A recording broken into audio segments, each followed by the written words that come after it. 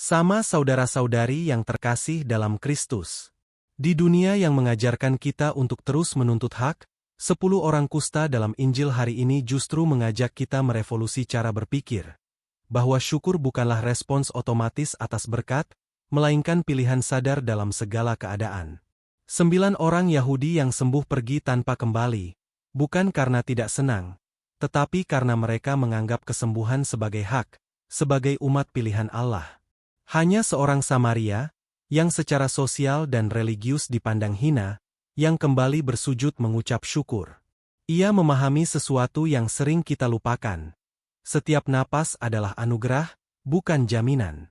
Kita hidup dalam budaya yang mendefinisikan kebahagiaan sebagai terpenuhinya hak. Ketika menderita, kita bertanya, mengapa ini terjadi padaku? Apa kesalahanku? Seolah-olah hidup harus selalu adil. Padahal, segala sesuatu bisa diambil dari seseorang, kecuali satu hal, kebebasan memilih sikap dalam keadaan apapun. Orang Samaria itu mengajarkan hal serupa. Ia tidak melihat kesembuhan sebagai hak, tetapi sebagai kejutan kasih dari Sang Sumber Hidup. 9 orang lain mungkin sibuk memenuhi perintah Yesus untuk menemui imam. Tetapi orang Samaria ini memahami bahwa ketaatan tanpa syukur adalah ketaatan yang hampa. Di sisi lain, Injil hari ini menyebut mekanisme pembandingan penderitaan. Membandingkan penderitaan sendiri dengan orang lain, sebagai cara untuk bersyukur. Memang, melihat ada yang lebih menderita bisa membuat kita lega.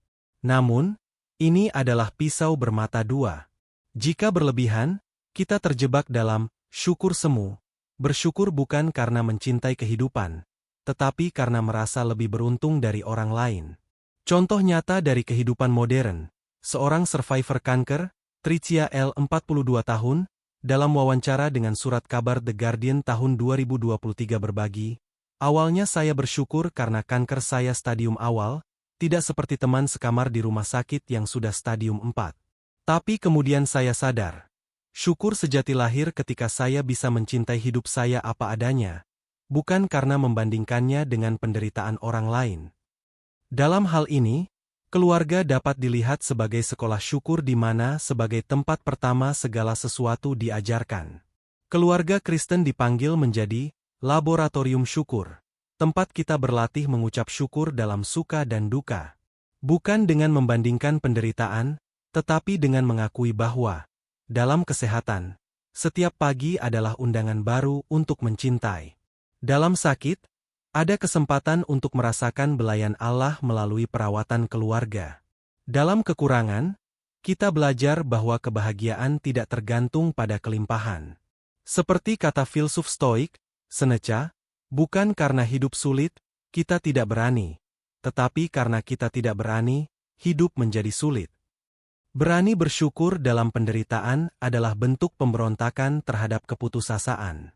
Orang Samaria itu tidak taat pada perintah Yesus untuk langsung menemui imam. Ia memilih kembali dulu untuk bersyukur. Ini adalah paradoks iman. Kadang-kadang, ketidaktaatan ritual justru menyelamatkan kita, ketika didasari oleh syukur yang otentik. Yesus tidak marah padanya, malah berkata, "Berdirilah dan pergilah, imanmu telah menyelamatkan engkau." Di era media sosial yang membanjiri kita dengan gambaran kesempurnaan, bersyukur adalah tindakan subversif. Kita menolak dikte bahwa hidup harus selalu sempurna untuk bisa bahagia. Seperti orang Samaria yang bersujud meski sosial menolaknya, kita pun diajak bersyukur meski algoritma kehidupan tidak berpihak. Orang Samaria itu mengajak kita untuk, pertama, melihat segala sesuatu sebagai anugerah, bukan hak. Kedua, berani, tidak taat, pada tekanan budaya yang mengajarkan kita untuk terus menuntut. Ketiga, pulang kepada Yesus, sumber segala syukur, sebelum menjalani ritual kehidupan. Marilah kita menjadi keluarga yang seperti orang Samaria, berani kembali, berani bersyukur, dan percaya bahwa iman yang menyelamatkan selalu disertai syukur yang meluap.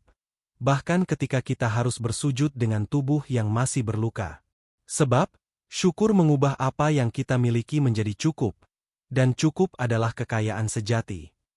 Semoga bacaan Injil hari ini dapat menginspirasi aktivitas dan kegiatan kita hari ini.